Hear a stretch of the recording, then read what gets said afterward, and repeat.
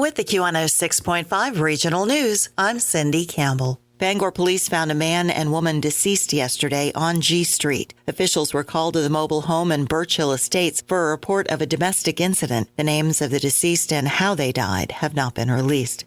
Remains found floating in the Atlantic Ocean in 2000 near the Graham and Am banks has finally been identified. After years of investigation and advancing technology, Maine's chief medical examiner was able to identify the man as Philip Kuhn, who left Las Vegas in 2000 and traveled to New York.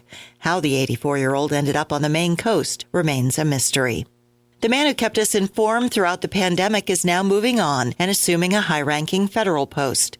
Maine Center for Disease Control and Prevention Director Dr. Nirav Shah has been appointed Principal Deputy Director at the U.S. CDC and will be second in leadership under U.S. CDC Director Rochelle Walensky starting in March.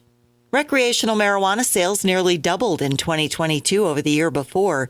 The Office of Cannabis Policy reports almost $159 million in cannabis products were sold last year, compared to about $82 million in 2021.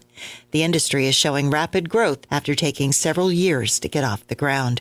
The public is invited to help fill the Strand Monday in Rockland in recognition of Martin Luther King Jr. Day. The Area Interfaith Outreach invites the public to donate non-perishable food items with a goal of placing a bag of food on each of the 350 seats of the Strand Theater.